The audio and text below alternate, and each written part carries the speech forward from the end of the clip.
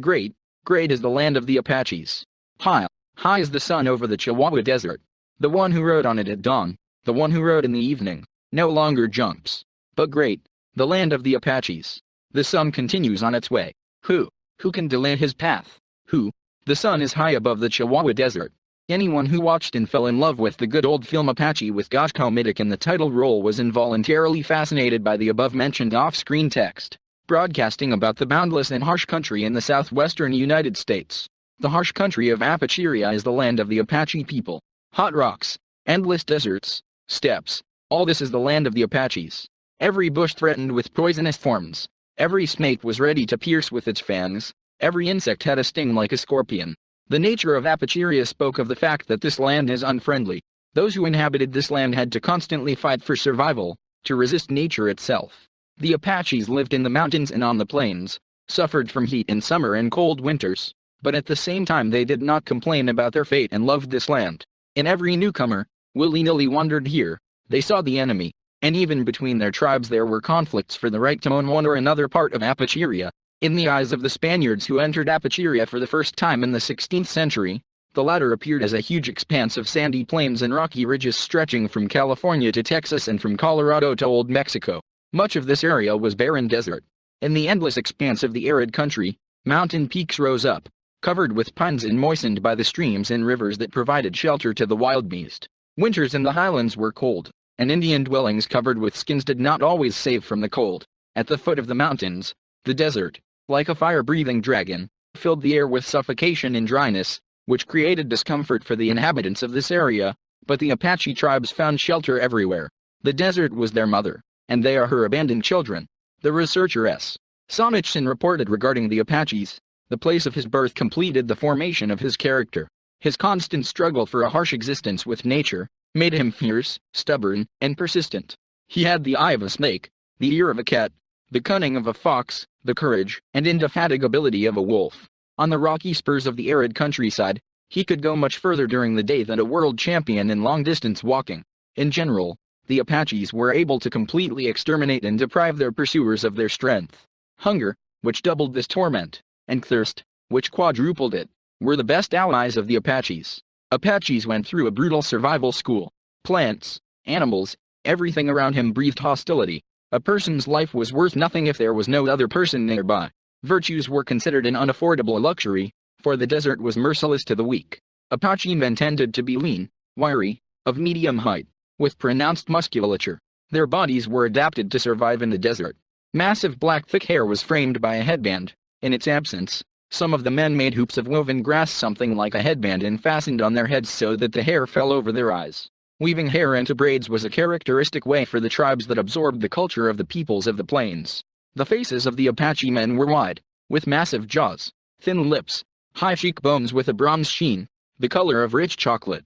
Apache women were not tall, but they wore strong black straight long hair. Sometimes women braided their hair. Young Apache women outwardly showed some attractiveness, but after 30 their nature began to fade and the signs of aging soon completely took possession of them. The desert did its job, wrinkling the faces and breasts of Apache women. The beginning of the migration of the ancestors of this people from the territory of the northwest to the southwest of the North American continent is usually attributed to the period of 850 to 1000 AD. Then by the 14th to 15th centuries, the Apaches migrated from the Mackenzie River basin to the south and reached the areas of the modern southwest USA and northern Mexico, where they settled the desert regions of the current Mexican states of Sonora and Chihuahua. At the beginning of the 18th century, the process of their ethnic division into tribes and tribal groups took place. Morphologically and linguistically, Apaches belong to the Athabas, Atabak, group of Indian languages and dialects in the Nadim language family, which includes about 40 languages. The Apaches themselves called themselves Ndi, Deen, which meant people. The Athabascans, Athabascans, were a group of indigenous peoples of America that settled over a vast territory from Alaska to Mexico, both on the Pacific coast and inland. In the north, their range reaches the Arctic Circle, where the Eskimos neighbored them, and in the south it reached the steppe zone. Apaches and their Navajo neighbors belong to the southern Athabascan group. Apaches are divided into 6 regional groups according to areolas, places, of habitat. Western Apaches, Coyotero, Tonto, etc., who inhabited the east of the modern state of Arizona. Central Apaches, Cherokee, Chokanan, Chihan, Nedney, Badonko, living in the southeast of the modern states of Arizona, New Mexico, USA, and in the north of the adjacent Mexican states of Sonora and Chihuahua. Eastern Apaches, Mescalero or Faro, roamed in the south of the modern state of New Mexico and in the east from the Rio Grande to the Pecos River. G. or Tinda, inhabited the southeast of the U.S. states of Colorado, northern New Mexico and northwest Texas. Lipan, the self-name of Nantan, wandered in the east of Texas. Kiowa Apaches or Gataka, a lowland tribe that roamed the southern territories of the states of Colorado, Oklahoma, and Texas. Anyone who has even a little interest in the North American Indians, and has some idea of /U200B/U200 their culture, should know that the Apaches are a rather warlike nomadic people of the American Southwest. The Apache is first and foremost a ferocious warrior, a wandering son of nature. The word Apache comes from the language Yamano, referring to the branch of the Nain family of the Athabas languages and is translated as fighting man. According to another version, experts in the field of Athabas languages, this word in the Zuni language means enemy. The agricultural tribes, Pueblo, Navajo, neighboring the Apaches considered them savages. The administrative management in the Apache tribes was carried out by the leaders, Nantan, of small family and large family communities, since the Apaches had neither common tribal leaders nor tribal governments. The power of Nantan was limited and extended only to the period of hunting, organizing the collection of wild vegetables and fruits, and preparing provisions. All leaders of local groups among the Apaches were considered equal among themselves, and the rise of one over the other was possible only under a combination of circumstances. Tribal wars. The main basic unit in the Apache tribal structure was, of course, a small family community, local group, consisting of 4 or 5 kindred families interconnected by economic and military ties. Each such group had its head, the eldest, most experienced, and authoritative man from among the heads of the families that were part of the group, and in whose hands were the reins of government of this group. Leader of the extended family community, consisting of 10 to 30 households, in contrast to the leader of a small family, could retain the heredity of his status. As a rule, the leaders of such communities were men who showed themselves on the warpath and the effective management of a small family community, and also won unquestioned authority among their fellow tribesmen. But the leader of a large family community did not have the right to forcibly subordinate the leaders of small family communities to himself. If any of the leaders of a small family community did not agree with him, then he had the right to act according to his will. Mutual assistance and mutual assistance of all members of the community were in the first place. It was very difficult for men to hunt alone, and for women to gather, so traditionally the Apaches practiced collective labor. The famous American anthropologist Morris Oakler, an Apache researcher, wrote, "The life of every member of Apache society is inextricably linked with the kindred clan. Apache children are not deprived of attention, both of their own parents and close relatives of the entire local group. Relatives of the Apache group have an obligation to attend to each other's needs and concerns throughout their lives." The Apache year was divided into 6 seasons, depending on their observations of changes in living and inanimate nature. Few eagles. The season is typical for early spring. At this time the Apaches apparently did not observe eagles in the sky. March, April. A lot of leaves. The season of late spring, early summer. May, June. Large leaves. Summer season. July, August. Ripe fruits. The season of the beginning of autumn. September, October. Red-brown earth. The season of late autumn associated with fallen leaves. November, early December. Pale faces or ghostly faces. The season of winter. Late December, January, and February. The Apache year corresponded to one harvest. The Apaches did not say like we do, for example, 2 years ago, but 2 harvests ago. 13 moons corresponded to one harvest. That is, they did not divide the year into months, but correlated it with the lunar cycles. One of the activities of any nomadic people is gathering.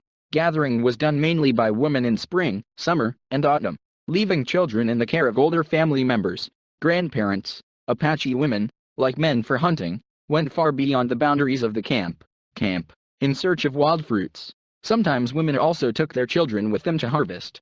Perfectly oriented on the terrain, knowing the flora and fauna of their region perfectly, the Apaches could always survive by finding something edible.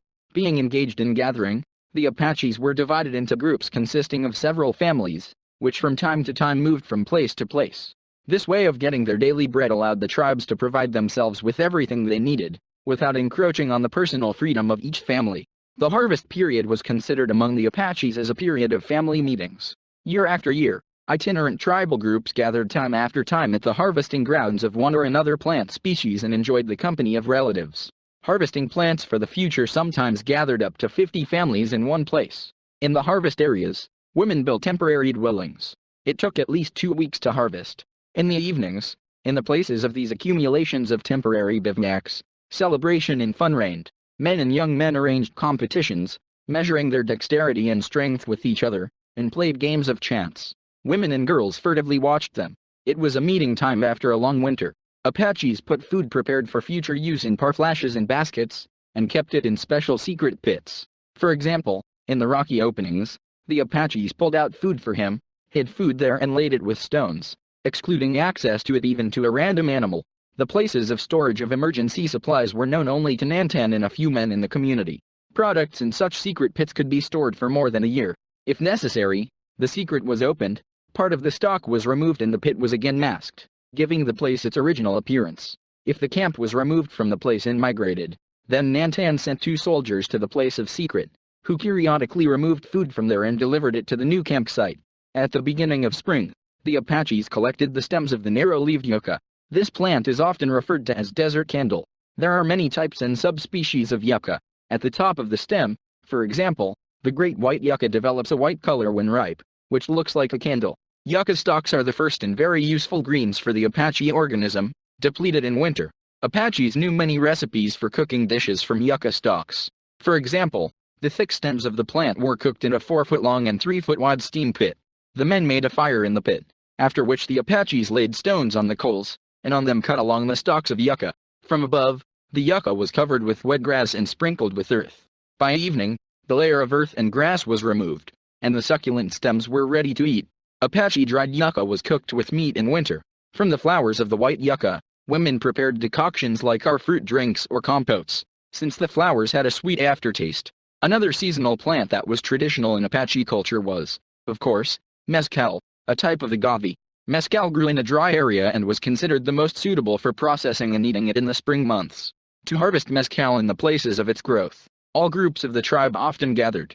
The collection of mezcal was considered a very labor-intensive activity and required a significant human resource. Sometimes, in order to deliver the entire harvest of mezcal to the camp, Apache women had to make their way several times from the place of its storage to the camp. By summer, the Apaches, as a rule, finished harvesting the main wild plants for the future and began to collect earthen stems, tule. Sometimes this plant is called Apache potato. Next came the time to collect wild onions. Apaches were very fond of this tuber and ate it both raw and boiled and baked. Apaches made juice from berries, by direct pressing, pouring it into suede wineskins, and then cooling it. The remnants of the spin were dried, achieving sugar content. After this mass was added to the juice, giving it conservation. The Indians did not lose anything. Everything found a use for itself, so the Apaches were known as a very rational people. The Apaches ate a lot of seeds and nuts. The most favored type of seed was mesquite seed, a shrub that grew in the arid regions of the southwest. They taste like beans. When processing mesquite seeds, the Apaches obtained flour from which they baked tartlets. Mesquite seeds were also cooked with meat. From the nuts and acorns that the Apaches gathered in late autumn, women prepared excellent soups and stews. The sweet piña nut was highly revered by the Apaches, and to this day it is a delicacy for children. From a special type of fern, the Apaches made a kind of tea. This drink was considered healing and had tonic properties. Made from corn, tisven is a low-alcohol drink or, as it is often called in the literature, Apache beer. As a rule, the Apaches ate once a day in the morning or in the evening. Going hunting, the men were placed near the fire and ate dried meat and dried fruits. Upon the return of men from hunting, women prepared a festive dinner, stew. Water was poured into a piece of durable skin stretched on pegs, which was brought to a boil by adding red-hot stones to it. Then berries, wild vegetables, hunted and cut into pieces meat were poured there. With the development of barter with the white man, the Apaches everywhere began to use metal cauldrons for cooking. They were often used as frying pans by ordinary flat stones heated on fire. Sometimes large pieces of Apache meat were cut along the fibers and put on sticks, which were installed near the fire on supports driven into the ground. Thus, the meat was well baked, while maintaining juiciness. Apaches especially liked to feast on the meat of deer, antelope, elk, and bison. The lakes and rivers of Apacheria abounded in fish, but most Apache tribes did not eat fish. Apaches used to say that the smell of fish caused headaches. It is worth noting that the Apaches, Coyotero, Tonto, Chericoma, never ate the meat of bears and turkeys, because there was a strict taboo on these creatures. In case of emergency, the meat of lizards, field mice, rats, prairie dogs, squirrels, rabbits, containing protein necessary for humans, was used as food. As soon as the Apache boys mastered the skills of handling about, they immediately began to gain hunting experience, hunting small game in the vicinity of the camp. The small animals they hunted were taken to the common family cauldron. The preparation of the meat of the animals obtained by the boys took place in a special way. The carcass of a gutted animal, right with the fur, was baked in hot ashes. After the skin was easily separated from the meat, and cut it into portions. Apaches loved meat with fat. Fat, in their opinion, gave the men strength. The Apaches rubbed fat into the skin on their legs in order to give the muscles elasticity during long-distance transitions. Fat was used as a protective agent against sunburn, impregnating the skin of the face and body with it. To protect against cold, the Apaches rubbed their bodies with fat, thus protecting themselves from frostbite. For preservation, the Apaches cut the meat into long strips, drying it in the open air. Part of the dried meat was crushed into powder, wooden and stone mallets, and mixed with dried berries. Then the Apaches poured all this over with fat and cooled. It turned out a kind of canned food, which the Indians used in times of famine, as well as during long transitions, and during military campaigns. Although meat was the main food, the Apaches also consumed a lot of vegetables, berries, nuts, and fruits. Semi-settled groups of Western Apaches practiced primitive agriculture, cultivating crops of corn, beans, and pumpkins. Dried vegetables were harvested for the future. Various types of porridges with meat were prepared from them. Apaches made tartlets from cornmeal, unleavened bread.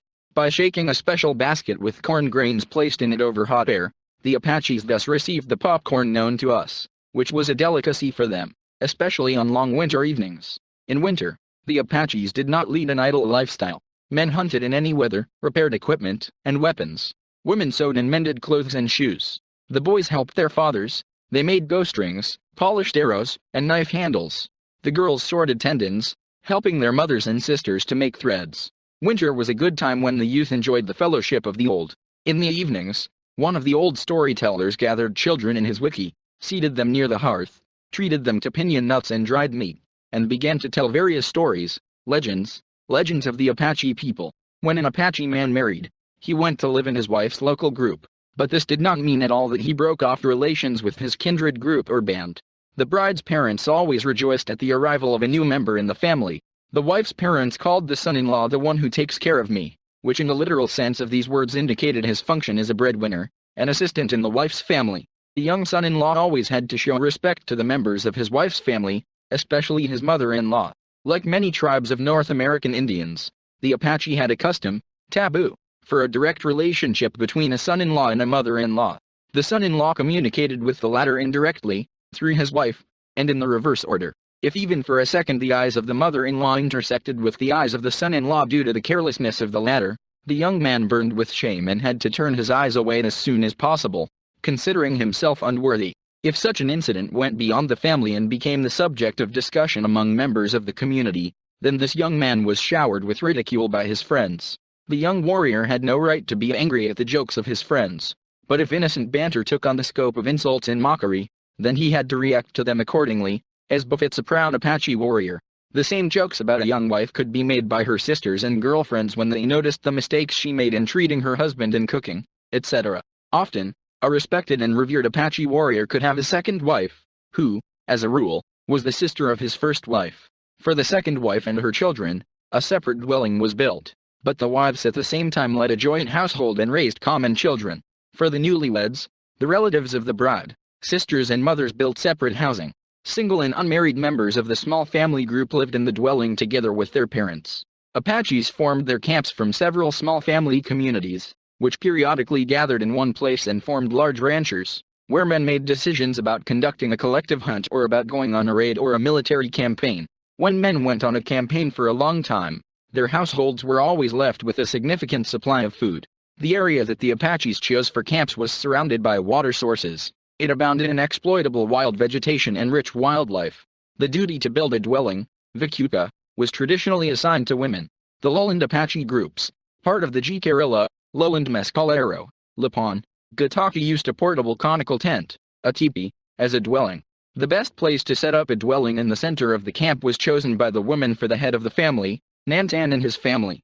This was done so that it would be convenient for all members of the community to come to him for advice or to resolve topical problems with his help.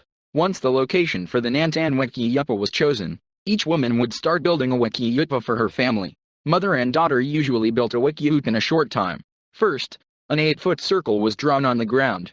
Then small trenches were dug around the circle, into which curved poles of willow or oak were inserted vertically at a distance of a foot from each other. Thus, a semicircular frame appeared around the entire circumference. The ends of the curved poles were tied in the center with yucca fibers. Horizontally, starting from the roof between the vertically installed poles, other poles were passed, which formed the skeleton of the walls, thus creating a solid foundation. The roof of the Apaches was made from bare grass, a type of yucca. Apaches tied this grass into bundles, sheaves, and laid it from top to bottom in 2 layers, fixing it on the frame with fibers from the leaves of the same yucca. At the top of the Wiki-Yupa dome, a hole was left for the exit of smoke from the hearth, which was closed with a piece of leather in case of precipitation. In the center of the dwelling, a small hearth was broken to heat the dwelling and cook food in it in bad weather. The floor inside the wiki was also covered with several layers of grass, except for the place in the center where the hearth was formed. The walls inside the wiki were covered with grass and hung with skins for comfort. Each member of the family at the walls of the wiki had his own sleeping place, which was covered with skins over the grassy floor. Wiki-Yup, despite its apparent simplicity in design, was considered the most comfortable dwelling, even in winter. Wiki-Yup was designed for one average family, parents and 2 or 3 children. A hearth was built near each Wiki-Yup, where the family usually cooked and ate food. In bad weather, the Apaches ate inside the Wiki-Yup. The food was placed on a tray around which family members were placed in with their hands, dipping pieces of meat in the sauce served in pumpkin cups. They carefully put it into their mouths with their fingers. Apaches used spoons made from hard yucca leaves as cutlery. All household utensils, needles, dolls, combs for combing hair made from thin animal bones, grain graters, etc., were considered to belong to the keeper of the hearth, a woman. Apache women, as a rule, kept household utensils outside their homes. Stone grain grinders were used to grind the seeds. Kneeling down, the women threw a handful of seeds into the grain grater and with a round polished stone, moving back and forth, ground the grain into flour. For crushing nuts, not only stone, but also wooden clubs, tools like hammers, were used. Apache ropes were woven from horsehair, and straps from bull skins. Knives were made from flint, dishes made of gourds, spoons made of hard yucca leaves. Men owned far fewer things than women. Each man had a small bout, a quiver for arrows made of deerskin, decorated with ornaments, a leather shield, a flint knife and a spear. In addition, he owned small leather cases in which each Apache warrior kept camp provisions, spear moccasins, dry rations, medicinal herbs, etc., of an Apache warrior for food supplies. All these things, the Apache man, unlike the women, kept in Wiki-Yup. The murder of a tribesman called any member of Apache society to revenge. If the murder was committed within the tribe, then relatives on the mother's side of the murdered were also obliged to take revenge on their fellow tribesmen. In relation to the Anglo-Americans or Spanish Mexicans, the same law of revenge was in effect. If the newcomers, in the sense of the colonial Europeans, and later the Americans, killed one of the Apaches or encroached on their property in the form of horses, mules, livestock, then the leader chief, Nantan, of a small family, local group, or large family community, band, was obliged to assemble a military detachment of avengers and punish offenders. If during the raid, it was not possible to take the life of the offender, then the murder of anyone who was ranked on the enemy side could satisfy revenge. In the case of the captivity of the offender, if he was a man, the Apaches delivered him to their camp and handed him over to the will of women, relatives of the one whom he killed. It was a kind of compensation for the loss. Women, on the other hand, could subject the captive to severe torture, after which they could take his life. But often the captive remained in the family as a labor force. Apaches paid great attention to the upbringing of children. Boys as future warriors were tempered from early childhood. At sunrise, they had to bathe in cold water, regardless of the season. If there was no reservoir nearby, they rubbed themselves with snow and, on command, having filled their mouths with water, ran to the top of the hill, exercising their breathing. By the way, the Apache girls were by no means sissies, and were in no way inferior to the guys. With a feeling of some disgust, they treated the vegetation on the body and therefore willingly accepted the hardening procedures, like the boys, since there was a horror story among them that their hair would grow in prominent places if they did not swim in the morning. The Apaches, like all pagans, were considered a very superstitious people, and the cause of any disease was seen in the violation of some taboo. For example, contact with an owl, snake, or coyote could cause panic in any Apache. The presence of an owl in the vicinity of an Apache village was considered a bad sign. At this time, the inhabitants of the village stopped all stories, jokes and references related to this bird. Apache shamans clearly distinguished the symptoms of diseases as a result of taboo violations and, choosing therapy, they were guided, first of all, by the knowledge and revelations received from patron spirits personified with beings to whom the taboo extended. The Apaches believed that the ghosts of the dead were embodied in these birds. The hooting of an owl, according to Apache beliefs, is the voice of a ghost that has risen from the grave, which does not bode well for the one who hears it. Mentioning the names of dead tribesmen was also a taboo among the Apaches. When stating the death of a neighbor, the Apaches simply said, "He is gone," without naming him. If, nevertheless, by negligence, the name of the deceased was mentioned by someone in the process of ritual dance, then the warriors who performed the dance stopped this sacred action. If the dance of death was performed during a military campaign, and a violation was made with the pronunciation of the name of the deceased, then the soldiers could even refuse to further participate in the campaign and leave the detachment, being sure that it would be destroyed by the enemy. The Apaches tried to bury the dead who died as a result of the disease as quickly as possible, without delaying the process, since they believed that the sooner the body was buried, the more likely it was to protect themselves from the spread of the disease. After the funeral, the relatives of the deceased also quickly got rid of personal belongings and objects with which he and his family members came into contact. If this is not done, then the ghost of the deceased, according to Apache beliefs, could return from the underworld and bring illness, and possibly the death of one of the relatives. The dwelling in which the deceased lived was set on fire, and his family built a new bivouac for themselves. The place of the grave was known only to the closest relatives and those who helped bury the body. After the burial, the tribesmen, honoring the deceased, ritually burned their clothes, skins, blankets, after which the fumigation ceremony was performed. At the commemoration, speaking about the deceased, the relatives mentioned the one who was, again being afraid to pronounce his name. The pronunciation of the name of the deceased by any of the tribesmen purposefully, in the presence of relatives, was considered an insult, disrespect, mockery. The consequences of such an action could lead to very serious problems up to a vendetta. If there were children in the family of the deceased, then they were usually renamed, due to the fact that the deceased knew their names during his lifetime and called them. So the disease, as the Apaches believed, which the deceased suffered from, could easily take over children. Changing the name of a child due to the death of a relative was a kind of amulet. Of great importance in the life of an Apache warrior was communication with the patron spirit, a supernatural force that the Apaches always resorted to on the warpath. Famous in the 1880s, the leader of the Chiricahua Apache, Geronimo, constantly used the power that protected him from the bullets and arrows of enemies and foreshadowed this or that event. Also, the sister of the no less famous Chiricahua leader Victorio, the warrior Lozin, at a distance, by tingling in her palms, accurately determined the direction of the enemy's approach. For military detachments, the presence among the soldiers of a person capable of, for example, causing wind, rain, raising dust, taming horses or becoming invisible to the enemy was characteristic. Every Apache was born for war. Starting from the age of 5, the boys, little by little, began to prepare for war, bringing up the spirit of a warrior in him. By the age of 14 to 15, young men were already given the opportunity to prove themselves in military campaigns and raids, where, in conditions of harsh practice, they adopted experience and military skills from their elders. If a candidate for warriors, Daikonhi, proved himself on the positive side during 4 campaigns, then he received the status of a warrior. Not all young men managed to go the way of the wild. The Apaches were very scrupulous about the training of personnel for the war, and therefore they carried out a thorough selection of candidates for the soldiers. Those young men who broke down and could not stand in the way of the wild for any reason, cowardice, gluttony, etc., were rejected as incapable, after which no one respected them. But the one who earned the right to be called a warrior and confirmed his status in practice enjoyed great respect among his fellow tribesmen. Indeed, the Apache warriors were excellent fighters and were ruthless opponents. They were skilled trackers, masters of ambush, brilliant tacticians of guerrilla combat. A veteran of the Apache War, Colonel Antonio Cordero, spoke of them this way: "They are very hardy and adapted to any vagaries of the weather. In search of food, they cover huge distances on foot over rough terrain with enviable speed. Hunger and thirst endure with steadfastness with ease.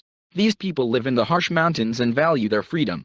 Their Vicky-ups, dwellings, are frame, semicircular, covered with tree branches and skins. On their heads they wear leather caps, sometimes decorated with feathers, and their clothes are stitched with porcupine quills. Despite constant travel and wandering lifestyles in vast desert areas, they easily find each other when they want to learn or convey something. This is a whole science, but they have understood it so well that they never make a mistake in conveying their messages. The smoke signal on the side of the mountain indicates that they are looking for one of their people. A signal from the top of a mountain, or from the highest point in the area, indicates preparations for meeting the enemy. In their arsenal of messages there are universal signals known to all their groups, but some of them have their own special signals. Apaches always carry a flint and steel, or two ready-made sticks, adapted for making fire by friction. With the help of smoke signals, they are able to quickly send messages at any time, over a distance of even 200 to 300 miles within a few hours.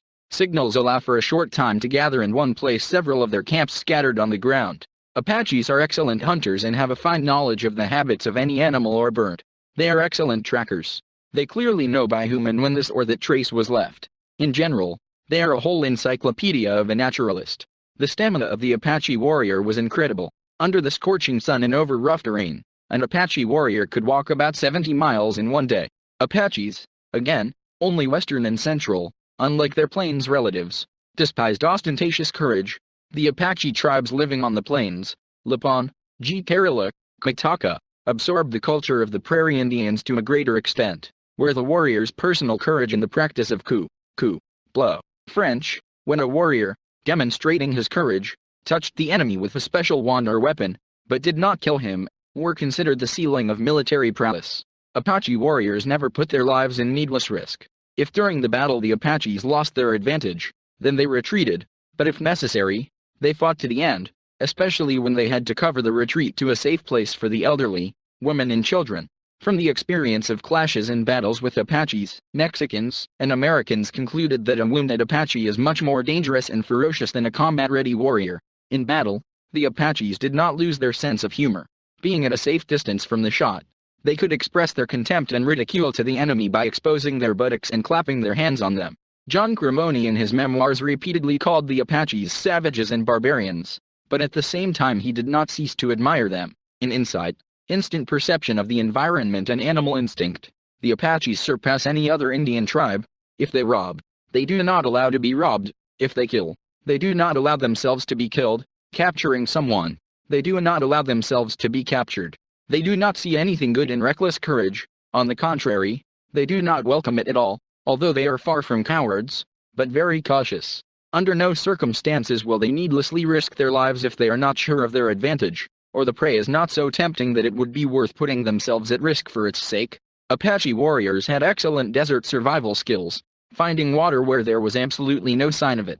The Apache warrior could survive in conditions in which an ordinary person would have died long ago. Apaches did not gather large detachments for raids, and their marauding groups ranged from 4 to 12 warriors.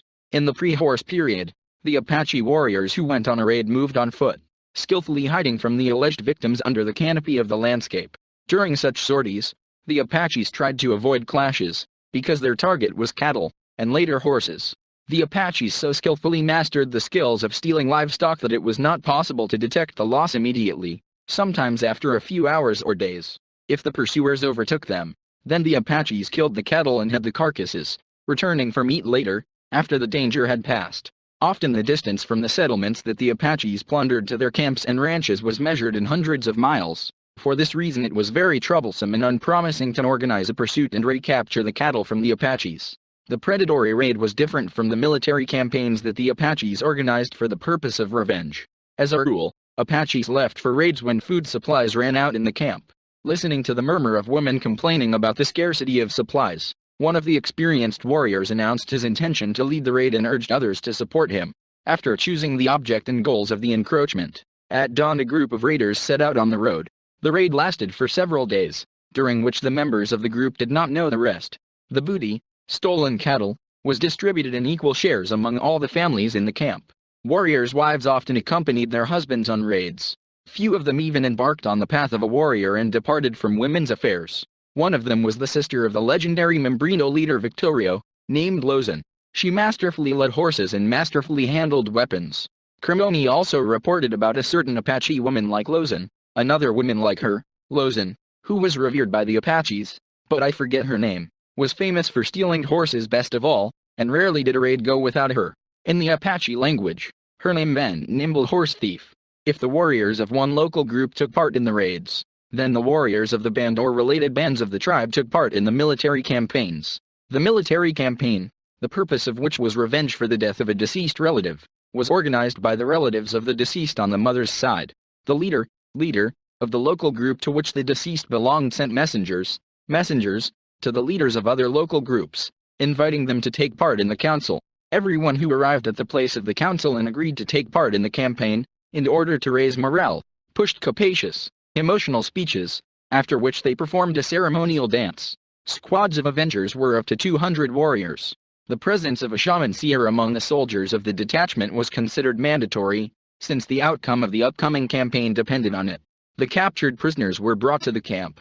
Apaches took women and children into their families. Men, as mentioned above, were given to women for torture, after which they were killed or made slaves. Thank you for your attention.